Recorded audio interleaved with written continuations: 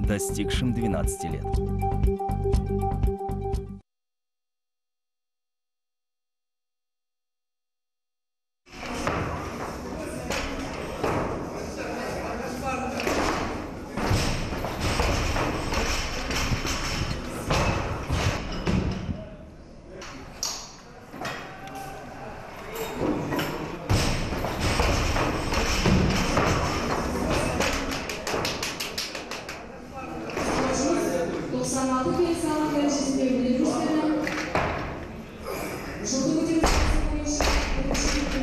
Целиноградский спортсмен, которого в то время знал весь Советский Союз, весь мир. Он всегда улыбался. Он такой был всегда жизнерадостный. Не был, знаете, человеком, поймавшим звезду. Таскал вот это железо, тренировался. Как он ее по жизни называл, моя родная штанга.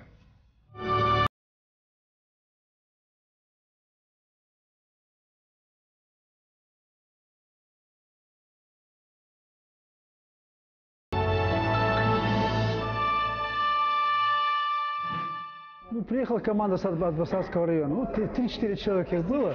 Я сейчас вот не помню, кто именно, да. Я не скажу, что он прям выделялся. Единственное, выделялся шевелюры, кудри. Вот это вот его походка такая русская сбитая фигура. И кудри его. Вот, наверное, вот этим он запомнился в особенности. И потом в дальнейшем вот по его кудрям мы всегда думали, вот Анатолий идет. Он всегда как бы от всех отличался, по крайней мере у нас в Казахстане, своей легкостью, своей непринужденностью. Он эти штангу эту так подымал. И, во-первых, красиво, и, во-вторых, легко. Для нас казалось, вот он уехал на чемпионат мира, на Олимпиаду. Приедет чемпион мира, приедет олимпийский чемпион. И как-то, знаете, на него смотришь, все так легко у него все получалось, знаете. Ну и, конечно, это труд, потому что он тренировался, пахал. Без этого невозможно, конечно, во-первых. А во-вторых, я считаю, это талант, это природные данные. Это все вместе, как говорится, скомпоновать. Тренерский совет, тренировки. И вот тебе результат. Он же должен был еще в 1984-м Олимпиаду выиграть. Не поехали наши в Лос-Анджелес.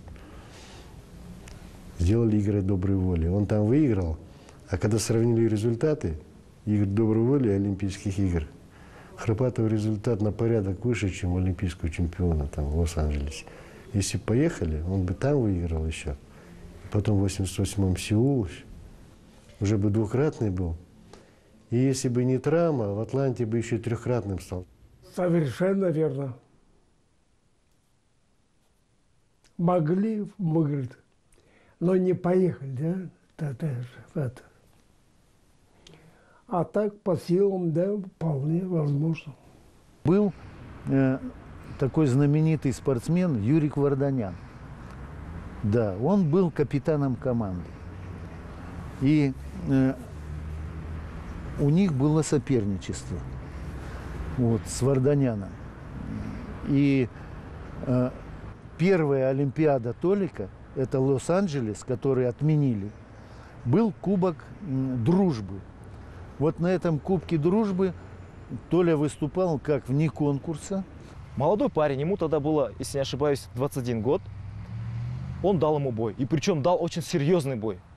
И поднятые килограммы на этом соревновании, я могу сказать, это было 181 рывок и 222 толчок, если я не ошибаюсь. Это те килограммы, которые на сегодняшний день еще никто не поднял и навряд ли кто-то поднимет. В категории 82 килограмма. Молодой парень. И тут Варданян. В реальности он мог даже где-то выиграть. На тот момент Советский Союз, вы знаете, я так понял со слов его тренера, что были такие разговоры. Толя, Варданян, он в середине, ну, где-то на закате карьеры идет. Ну, не очень будет выигрывать. Я так понял, что он вполне мог выиграть. Значит, ему сказал Прилепин, главный тренер, что, значит, вот тебе даю 4 подхода, а Варданян должен выиграть. Он заканчивает свою спортивную деятельность, ему надо закончить красиво. а ты еще молодой, ты все еще успеешь. И, значит, Толя 2 мировых рекорда поднял на этом первенстве, Варданян 3 рекорда мировых. Толику присвоено звание «Заслуженный мастер спорта СССР» после вот этих соревнований. И еще одно первенство мира, где Варданян выигрывает, а Толик, я не помню, не выступал, по-моему. И Варданян уходит, и Толик становится капитаном команды сборной СССР.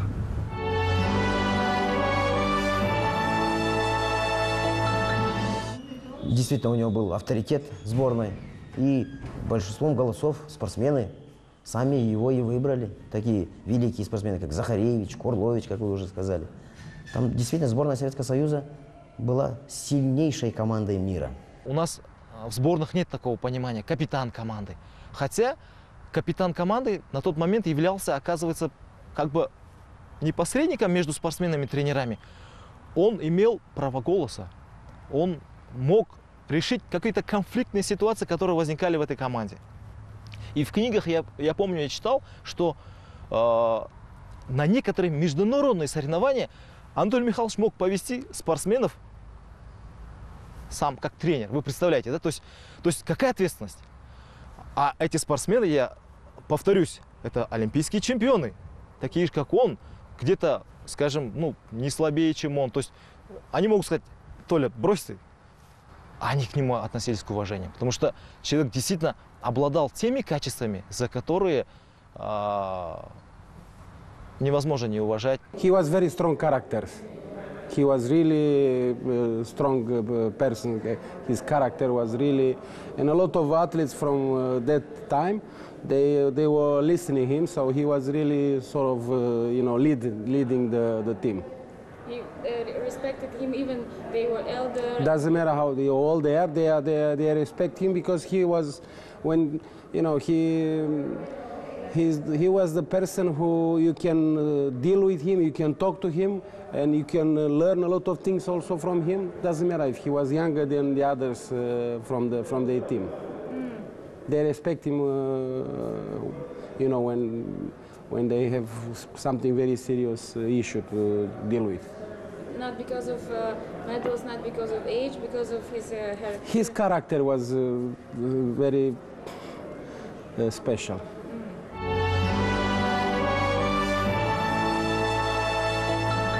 У Толика был очень такой своеобразный характер. Вот.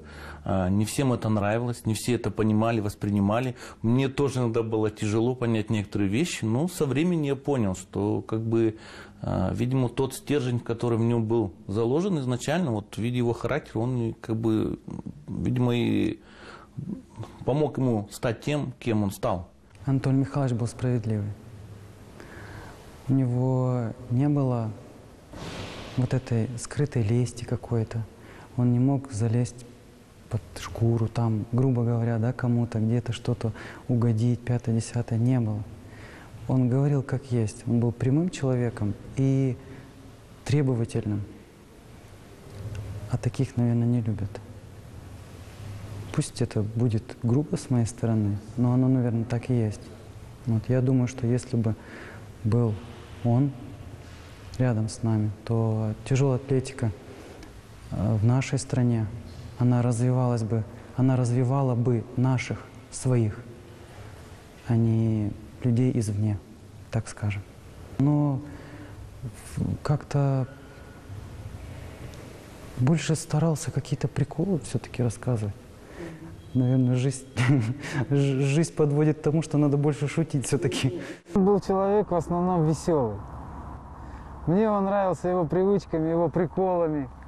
Что-нибудь возьмет пустой гриф, весь зал только начинает разминаться.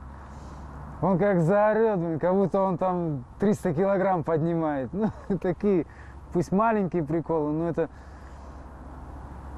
перед началом тренировки, это какая-то душевная разминка происходит. Ты уже начинаешь, как молодец человек был. Он очень был конкретный человек. Он простой такой, общительный, добрый. Он такой мудрый. Мудрый, у него такая вот, как говорят, мужицкая такая мудрость была. Правда. Вот. Рассудительный, конечно. Очень приятный в общении человек. Но трудолюбие его было очень показательное. Вот. Это, знаете, ну, наверное, без этого и не добился ведь ничего. Но мы все жесткие. До поры до времени. Это мы вот пошутили, где-то отвлеклись и все. Но на самом деле по жизни, чтобы добиться цели, это жесткость характера. Это, говорят же, спортсмен, железный человек. Так вот, он просто соответствовал своему железному имиджу. Железный спортсмен, железный человек. Анатолий, он был очень резким. Допустим, ему не нравилось, когда у него кто-то подходил, вот там, да, и ему что-то, иди отсюда, слушай, у меня таких миллион, типа он, ну вот честно надо сказать, я просто с ним, я еще говорю, Толя, что ты, человек к тебе подошел, хочет, ты знаешь, да они заколебали меня, ну конкретно вот так говорит. У него была такая, знаете, отличительная черта характера, он очень не любил понебратство. Очень не любил. Там типа Толян, здорово, вот это вот, когда вот посторонние люди подходят, начинают что-то там, какие-то там зазнакомить, все остальное прочее, он очень так всегда на это спокойно реагировал, так вот тормоз выписывал, вот, и как бы, ну, вы, говорит, наверное, меня с кем-то спутали, говорит, ну, типа, я не тот, за кого мне, да нет, вы же такой-то, такой-то, нет, говорит, он обычно шутил, я, говорит, победитель конкурса двойников Анатолия Храпата, а вы меня, говорит, путаете. Мог сказать, там, интервью мог не дать, там, может, мог не сфотографироваться, говорит. Я говорю, ну, ребята, ну, это же мелочи, зачем? Зачем вы такие вещи поднимать, говорить? Общая картина-то вот такова. Мы не имеем, скажем, мы имеем Илью, мы имеем Анатолия Михайловича Храпата, он такого уровня спортсменов, которые выросли и жили здесь. Ну, мне кажется, қазақта мақал бар ғой жаңағыдай. Жақсыны асырып, жаманды жақсырып дейді ғой қазақта. Сол әдіс дұрыс деп ойлаймын да.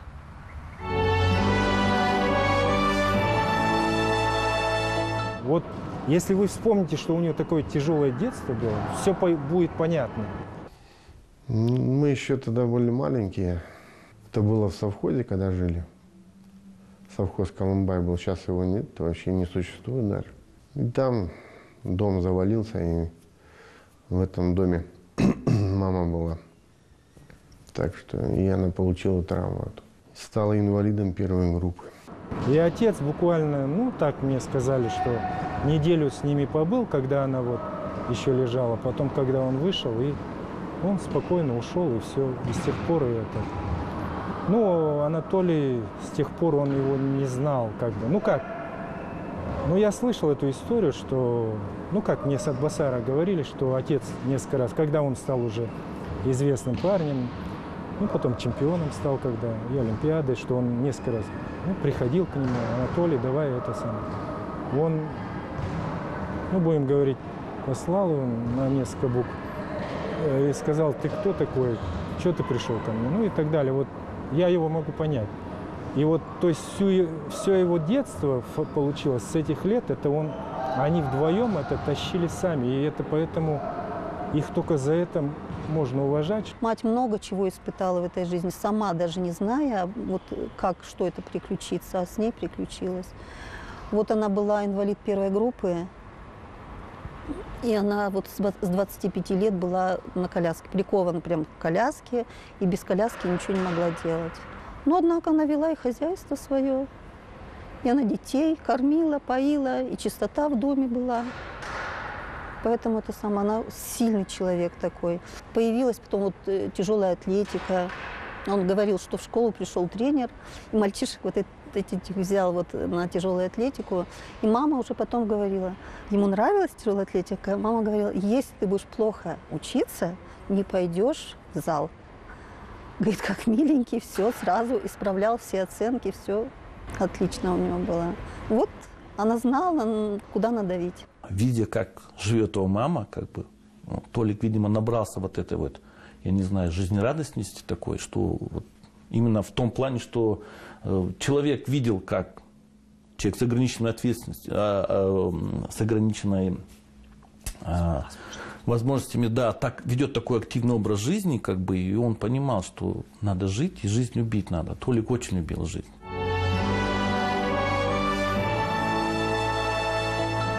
Когда было 12 лет, я пошел заниматься в секцию греко-римской борьбы. Тогда она называлась борьба классическая. Вот. И Храпатый там занимался борьбой.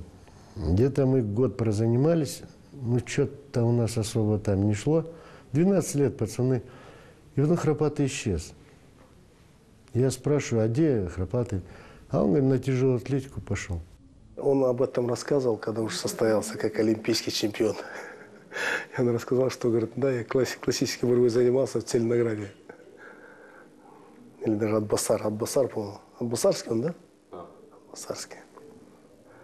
Я ему говорил, что тебе помогла стать в тяжелой атлетике олимпийским чемпионом занятие твоей борьбой.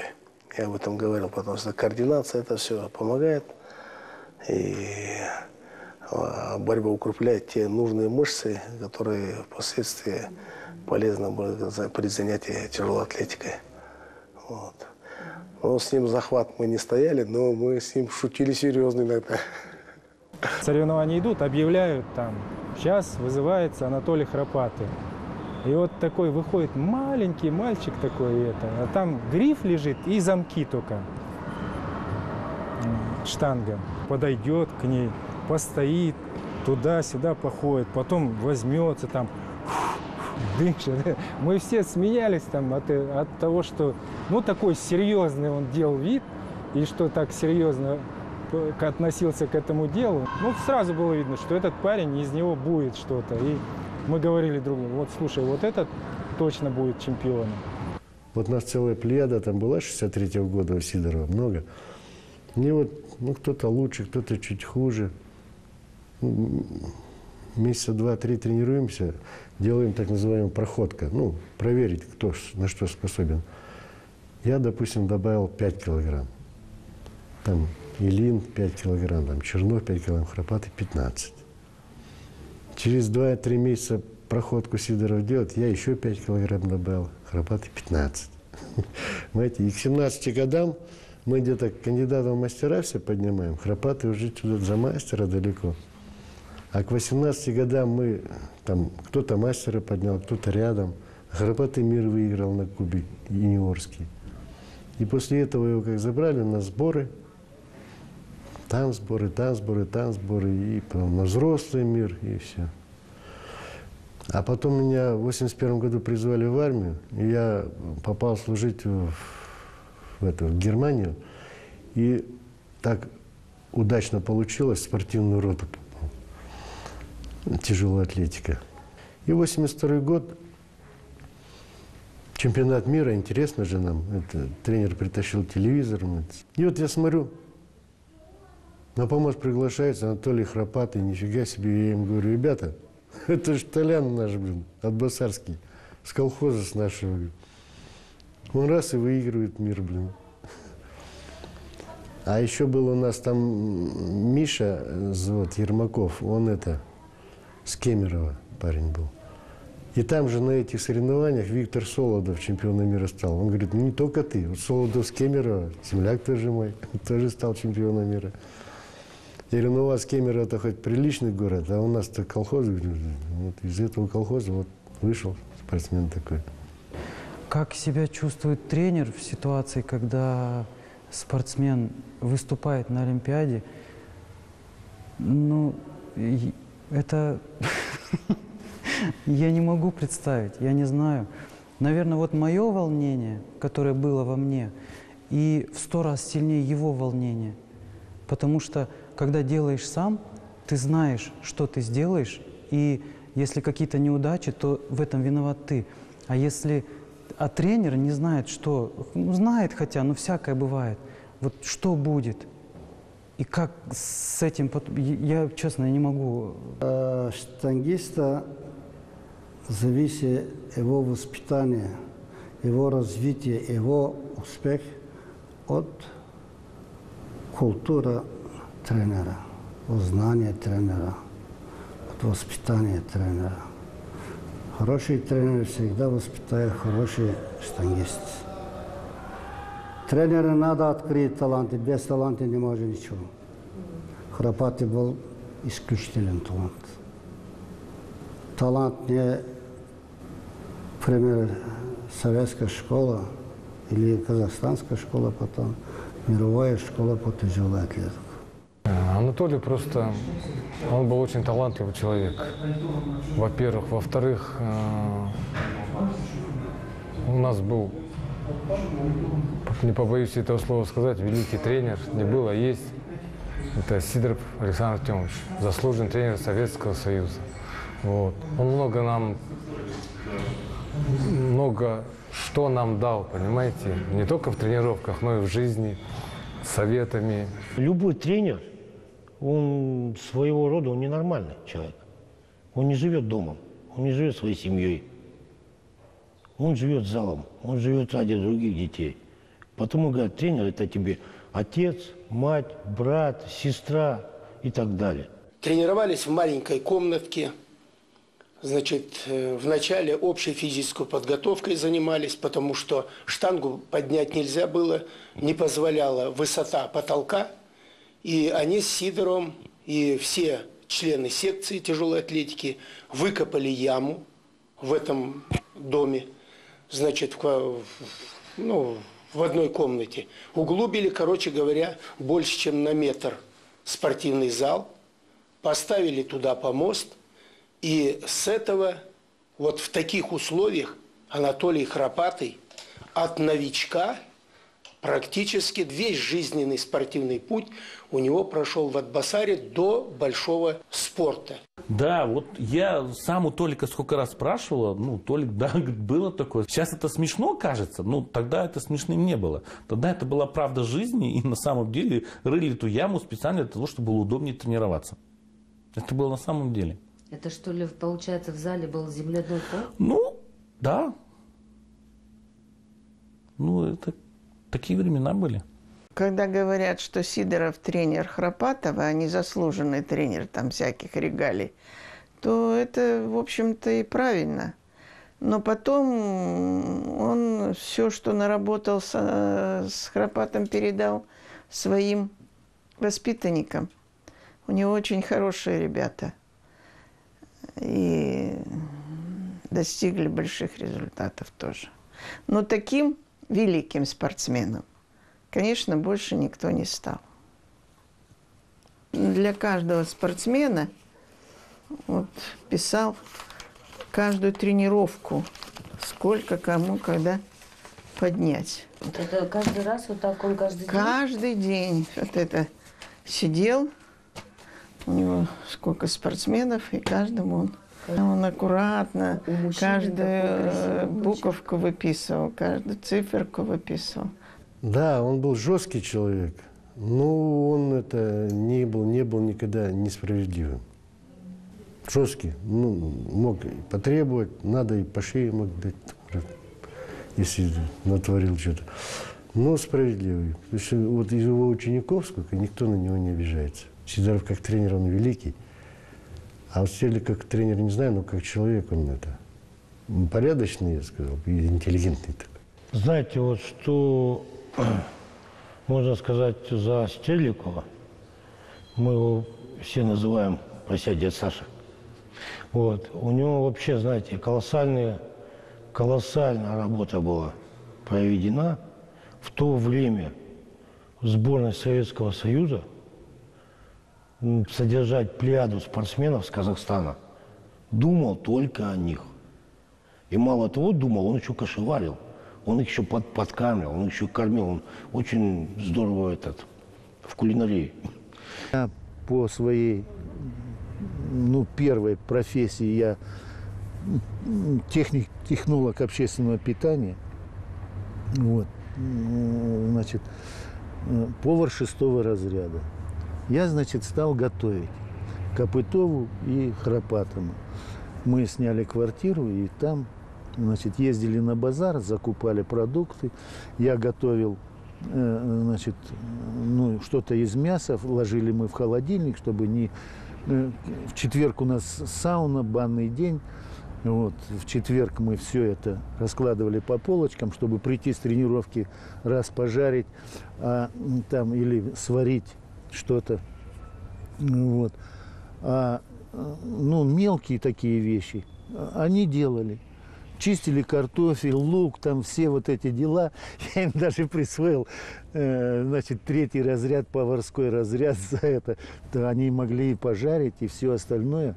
Ездили в Иран, у нас там был чемпионат Азии, что у меня во время второго упражнения толчок, вот, 225 я на грудь взял, встал и в подседе, именно когда с груди надо было выталкивать, у меня порвалась 4-главая мышца. Полностью оторвалась. Ну, хлопок сильный был, да, такой прям как кнутом на весь зал. Попал, штанга на меня рухнула, вроде как бы это. И я вот смотрю, вижу затишье какое-то. Никто не подойдет, ни ассистенты, ни доктор. Ну вот единственный Толик сразу на помост выбежал. Один он был, больше никого не было. Меня подхватило, занес в зал разминки, положили на скамейку. После этого минут там через 5 только подбежали врачи. Остался со мной, правда, тренер остался. Ну, Толя говорит, ну, Серега, что я могу сделать? Видишь, автоматами вытолкали, говорит.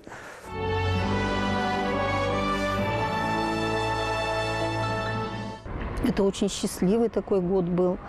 Анатолий очень счастливый был в это время. Во-первых, Олимпиада он выиграл. Во-вторых, дочь родилась как подарок ему.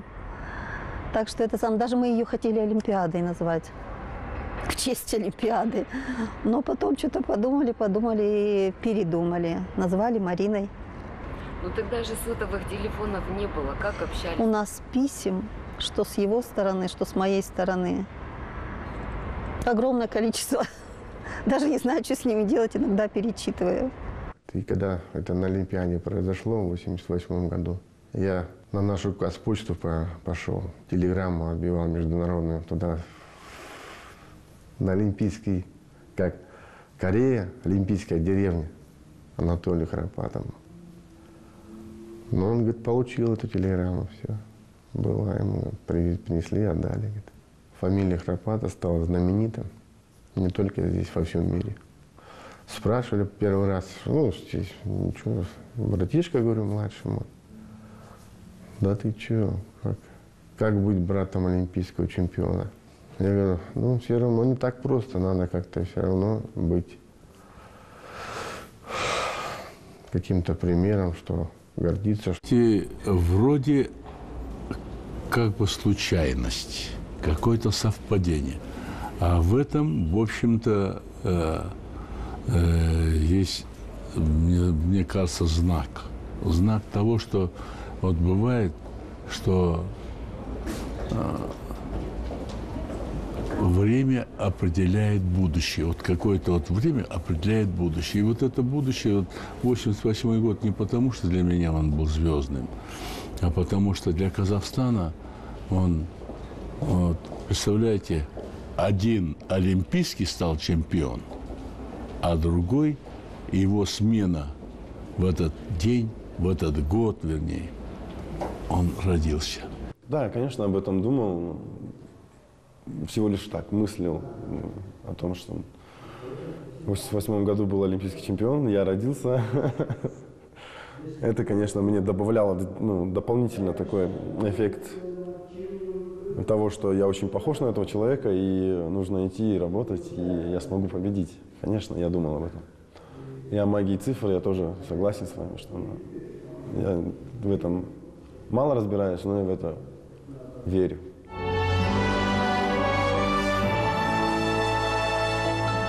Это перед чемпионатом мира в Германию на сборе, на маленьком весе. Уже вся команда уехала, мы остались здесь. Это был, сейчас я вам скажу, 91 год. Готовимся к этому чемпионату. Значит, Толя тогда был в очень мощной форме. 220 он по 2 раза брал на грудь. Мы пошли на тренировку, Толик начал разминаться. И, поднимая 100 килограмм на грудь взяв, он схватился за спину и говорит: Алексей, что-то мне прихватило. У него выскочил один диск межпозвоночный в одну сторону, а другой диск в другую сторону. Главврач нашего диспансера Рогозов назвал меня плантатором. Говорит: ты что издеваешься над парнем? Давай мы ему сделаем укол, чтобы рассосались оба диска, Я говорю, в таком случае срастутся позвонки. И как он будет, вы его на коляску хотите посадить? Он говорит, ну, а как ты хотел, чтобы он это? Я говорю, я хочу его восстановить. И мы начали искать манулиста. Конечно, травма тогда у него была серьезная. Я помню, что он даже не мог подняться на второй этаж. Мы жили на втором этаже, в свою квартиру не мог даже зайти. Он домой приходил, он не спал на кровати, он спал около кровати, на полу. И я в это время работала в Дом здоровья, вот как раз тоже в физиотерапии. Я ему помогала, я ему отпускала процедуры разные. Потом у нас там работал в Доме здоровья мануалист Левченко Александр.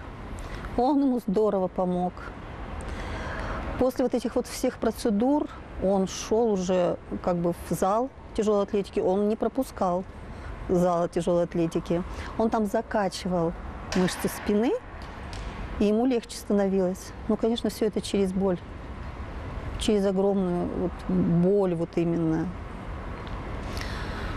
Но я считаю, что он был сильным просто человеком, очень сильным человеком. Для большинства как бы это уже человек прошлого, как бы уже он не имеющий никаких шансов там на достижение какого-то высокого результата. Я так думаю, что это все мотивировало как бы Анатолия. А тяжелая атлетика – это, наверное, один из самых сложных видов спорта, потому что постоянно здоровье на грани большого колоссального стресса и перенапряжения находится. Вот. Ну и, соответственно, когда завоевал серебряную медаль,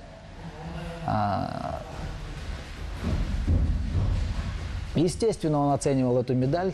Ну, я не скажу, что может быть выше, чем золотую, ранее завоеванную им в Сеуле, но как минимум на одном уровне они, как бы, эти медали по значимости для него в жизни стали. Да, потому что, вот, представляете, 96-й год, это все еще ребята, которые остались с бывшего Советского Союза. Все, вот вся десятка, представляете, только за разные страны выступали. И все, у всех, как бы, был, можно сказать, практически уже, ну, последний шаг. Поэтому, конечно, там конкуренция была бешеная. И, ну, считайте, вот выступает как в Советском Союзе. Та же самая ситуация была. Вот. А у нас выиграть, если чемпионат Советского Союза, это, считаю, чемпион мира Олимпийских игр.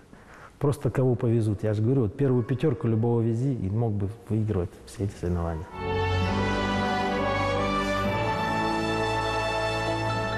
К тому моменту уже нам Даулет был Турлыханов руководителем агентства по спорту. Вот он уже тогда сказал, все, говорит, давайте, мужики, надо свои, чтобы были тренера, надо тянуть, надо вот тяжелую атлетику подтягивать, давайте завязывайте и начинайте трудиться. Мы проработали где-то 1,5-2 года в сборной. Вот Толик был главный тренер, я по юниорам, по юношам работал. Толику достается в это время молодая команда, которая, ну, молодежь в основном, которую надо готовить, которую надо вести, завоевывать какие-то медали и так далее. Вот. Мы начинаем, ну, я как у них такой более-менее, значит, составляем мы планы на подготовку, значит, приглашаем ребят. Ну, прошли один сбор, второй, все у нас нормально. Мы договариваемся с базой, где питание, проживание. Добиваемся, чтобы у нас был автобус возить на тренировки в этот единственный зал ЦСКА, вот, где мы тренировались. Вот.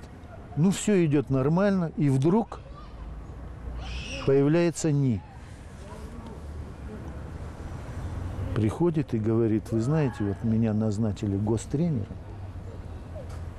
Я, значит, вам мешать не буду, но, значит, вот имейте в виду, что я вот гостренер там и так далее.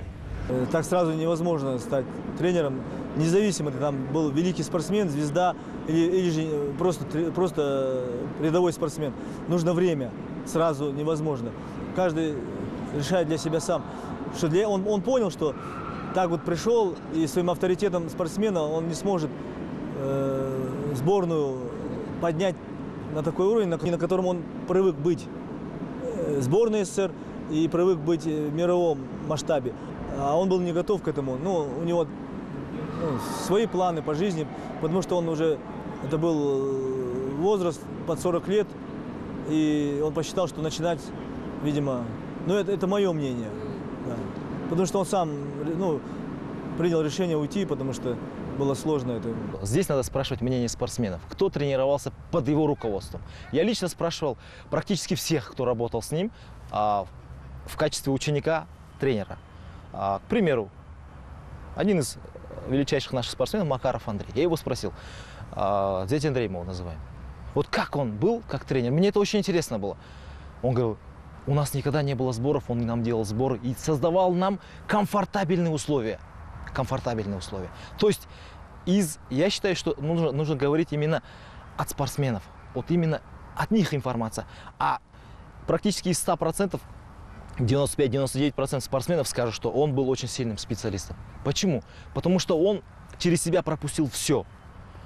Что касается технической части, что касается подводки к соревнованиям, самой подготовки, методики, я считаю, что это просто не дали человеку раскрыться как специалисту. Он очень хорошо организовал при Турлыханове сбор в городе Алмате, база Наурыс называется, кажется. И такие были очень интересные сборы, правда, все было очень как-то... Во-первых, он очень организованный человек. Во-вторых, как бы хотела сказать, что, конечно, все это все равно проходило как-то более в расслабленном виде. Тем не менее, как бы требования были очень высокими. Очень серьезно готовились к восточноазиатским играм. Там я заняла 3-е место под его руководством, опять-таки. У него получилось бы, но я хотел бы сказать, пару рабочих моментов было, где к нему претензий было со стороны общественности, что он не проводит учебно-тренировочные сборы. Вот такие моменты были, и результат начал падать казахстанских атлетов. Вот. Но, к сожалению, у нас в спорте имеется место интриг. Вот. И всегда я как руководитель старался сохранять вот эти интриги всех видов спорта. И сегодня также у нас в греко-римской борьбе мы никаких интриг не допускаем в команде. Все четко, жестко, с требованием дисциплины. Не помню, кто-то сказал, что Анатолий Михайлович, он каким-то образом спас жизнь. Это переносное слово или переносное значение, или как? Как в спорте, или как? Что это? Ну, не знаю, кто это сказал и кто это. Такого не было. В быту или там где-то, это в прямом смысле такого не было. В переносном, как он мог мне спасти жизнь?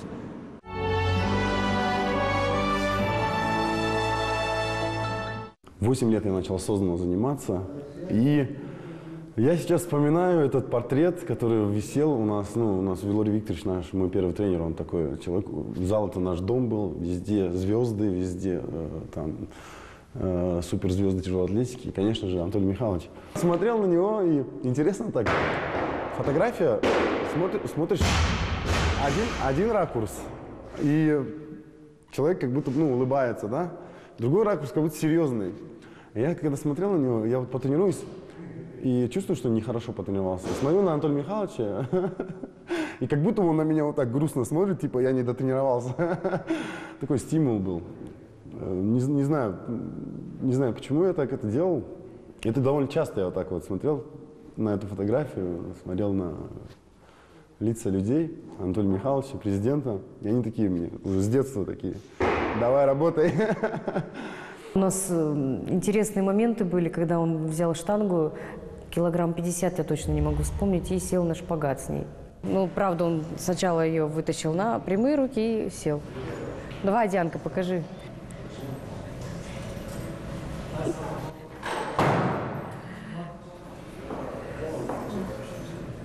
Когда в Атланте были на Олимпийских играх уже, там времени, конечно, нет. Я шеф миссии был. Свободного времени нет такого. Но, тем не менее, как-то выпало там где-то в обед время, а там рядом парк. В студенческом городке жили. Огромный студенческий городок, университет штата Джорджии. И там аттракционы такие. Одна из них, да сейчас, может быть, их, наверное, их много, такая такая рогатка, да. А тогда это диковинка. И я что-то шел, так там спортсмены, и это такая рогатка, там садят двоих в такие кресла, а потом натягивают эти троса резины и выстреливают в небо. Ну, попробую, время есть. Ну, кто там еще рядом был? Рядом со мной сел негр, парень какой-то такой. Ну, у нас как выстрелили, жуть, конечно. Туда-то ладно, летишь еще вверх, это все такое. Ну, когда вниз, и понимаешь, что она, наверное, может не остановиться, и ты просто воткнешься в эту землю, и там все. Ну, потом опять вверх, потом вниз, потом в конце концов затухает все. Закончилось это все. Я поглядел, а негр белый стал. Я думаю, а какого же цвета я? Потому что летал, нам страх, конечно, Господний, да? Такие ощущения. Ну ладно, это все. И такая такая дорожка сделана, подняться надо было. И потом по другой спускаешься. И уже спускаясь, смотрю, Толя стоит в очереди. Тоже у него время было-то. Да. И говорит: Павел Максимович, ну как там? Интересно, говорит, Толя, обязательно попробуй. Потому что очень интересно. Очень интересно. Ну, вечером, ну, там уезжал куда-то, приезжал, вечером штабы же провожу. Толю встречал, он говорит: Павел Максимович, ну я не ожидал от вас такого подвоха. Я говорю: а что, я должен один терпеть это все? Вот так пошутил.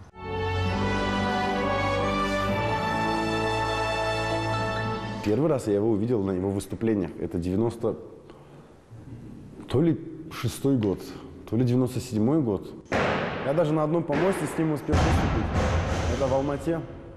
Когда мне было 10 лет, меня взяли на взрослый Казахстан ребенком. Я, естественно, занял последнее место. Я на соревнования прихожу, и они там очень серьезная заруба с Сергеем Копытовым. Да.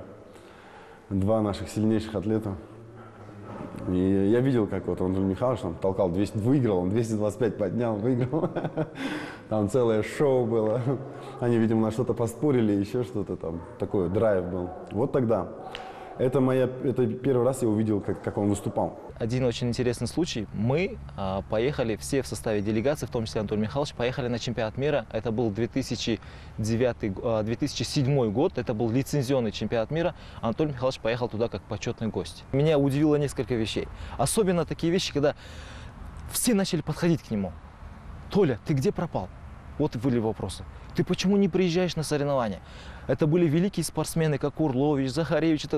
Приходили, обнимали его, не отпускали. То есть весь чемпионат мира он вот на руках был. И я тогда понял, оказывается, мы у себя в стране не всегда даже приглашаем его на свой чемпионат страны. То есть это был для нас огромный минус. И я понял, что это такая величина. Для нас, для меня лично, этот чемпионат мира много что показал. Представители международной федерации, судейский корпус. Все абсолютно его очень любили, уважали. Ему тонко, но грубо задал вопрос: а что ты не уехал в Россию? Там бы тебя распространенными руками приняли бы, и ты бы там был бы очень в фаворе. Он сказал: доктор Ангарбаевич, моя родина Целиноград, моя родина Казахстан, и Казахстан меня сделал тем, кем я стал. Вот. И я хочу продолжить быть тем членом общества, где я родился, где я вырос. Я ни за что никуда не поеду.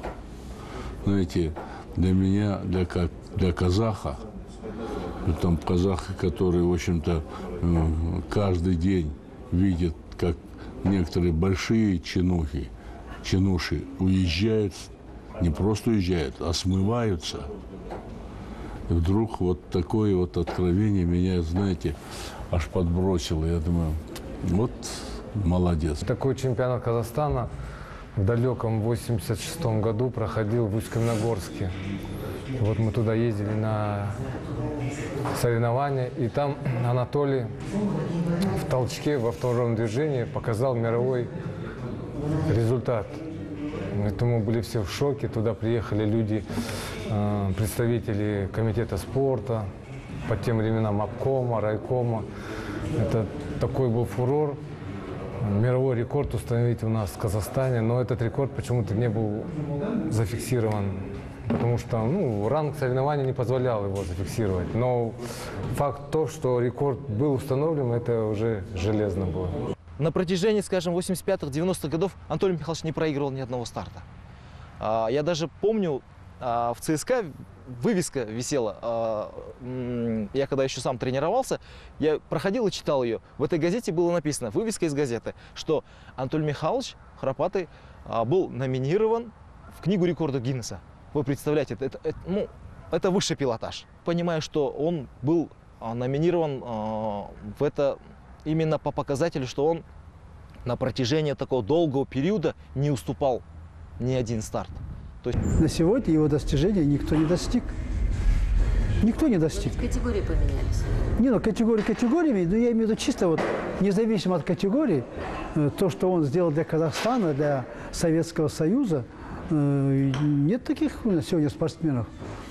Двукратный олимпийский чемпион, пятикратный чемпион мира, пятикратный чемпион Европы. Найдите сейчас с такими регалиями спортсмена. Нету. Нету. Поэтому это единицы таких людей у нас в Казахстане. Даже по другим видам спорта взять нет такого человека. Поэтому, наверное, сегодня нам нужно чаще вспоминать его, показывать пример. Казахстанская земля взрастила такого человека. И, наверное, такие спортсмены у нас сегодня есть. Надо их просто им помочь, чтобы они показали себя, проявили себя.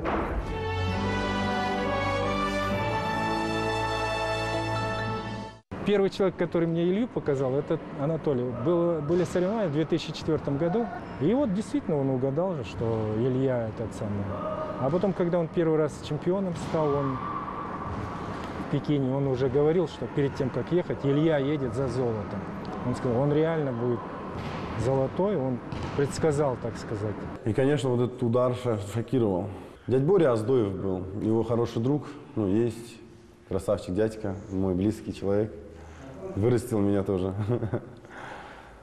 И когда Анатолий Михайлович не стал, мне подходит, говорит, ну что, нету у нас больше олимпийского чемпиона. Наверное, давай теперь, бери на себя эту ответственность. И это меня прям вдохновило, не знаю, это меня зарядило сильно. Типа, у тебя есть шанс, надо его выполнить, потому что нам нужен олимпийский чемпион. 17-го я выступал. Конечно, я не мог проиграть тогда. Да. Я посвящаю Анатолию Михайловичу, никому другому я посвящаю. Да, это наша казахстанская, но посвящаю я это ему. Ты скучаешь? Такой вопрос, конечно. Я все-таки уже 10 лет прошло, но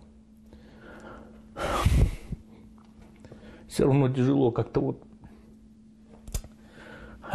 Толик был, он очень был авторитетный, он такой, знаете, принципиальный человек.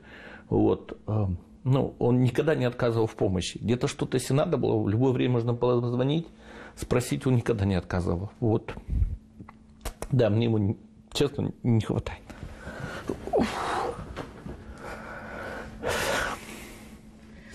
Так, давайте все вытрем слезы. Вот просил же тебя без этого. Человек, который наш Атбасар поднял до небес. Но почему-то наши чиновники как-то к этому относятся, как будто это все обыденно, как будто там любой человек может пойти и достичь таких высот. И то, что у нас это не делается, не знаю, это, как говорится, на их совести.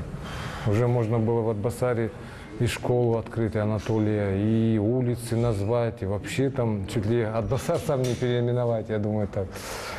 Это, конечно, шутку насчет Атбасара, а остальное, конечно, просто одним словом сказать, обидно. Обидно то, что такой великий человек,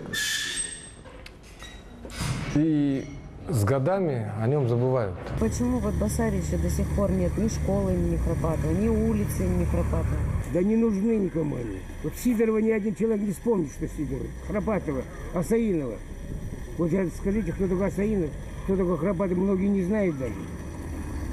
Вот и все, потому что такая пропаганда. 10 лет, как его нету. У него день рождения, юбилей.